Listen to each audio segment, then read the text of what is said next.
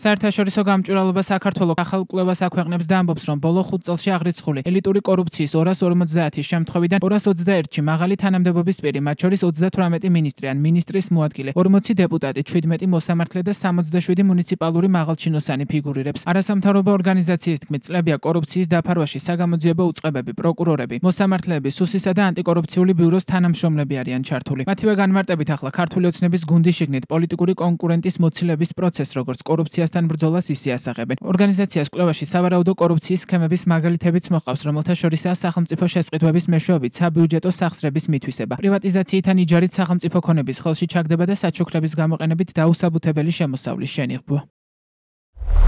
5 მილიარდი ლარი ეს არის ის თანხა, რაც მხოლოდ საერთაშორისო გამჭვირვალობა საქართველოს გამოძიებებით ქართული ოცნების ჩინოვნიკებმა კორუფციული სახელმწიფო შესყიდვების გზებით მიიღეს ბოლო 10 წლის განმავლობაში. აქედან 3,3 მილიარდი ლარი რეგიონებზე მოდის. ამ თანხის მესამედი კი 1 მილიარდ 130 მილიონ ლარზე მეტი 2024 წელს დაიხარჯა, მას შემდეგ რაც პრემიერ-მინისტრი ირაკლი კობახიძე გახდა. კორუფციული გზებით მასობრივად გაიცემა სამშენებლო ნებართვები, განსაკუთრებით თბილისსა და ბათუმში, რის შედეგებსაც ამ ქალაქების მაცხოვრებლები ყოველდღე ხედავენ. მშენებლობის ნებართვებთან დაკავშირებული კორუფციული გამოძიებები მედიაში მრავლად მოიპოვება. 1 მილიარდ 28 მილიონი ლარის სახელმწიფო შესყიდვები მიიღეს ქართული ოცნების შემომწირულებთან დაკავშირებულმა კომპანიებმა 2020-2024 წლებში გამართული არჩევნების დროს. სანაცვლოდ მათ ქართულ ოცნებას 7,7 მილიონი ლარი შესწირეს. 34 მილიონი ლარი არის თანხა, რაც 2024-2025 წლებში მაღალი თანამდებობის პირებმა მიღებული საჩუქრების სახით დაადეკლარირეს. ჩინოვნიკებს ოჯახის წევრებმა 23 მილიონი ლარის ნაღდი ფული და 123 ძვირადღირებული უძრავი ქონება აჩუქეს. ირაკლი ღარიბაშვილის მაგალითზე პროკურატურამ დაადასტურა, რომ ამ გზით ზოგიერთი თანამდებობის პირი არალეგალური შემოსავლის შენიღბვას ცდილობს.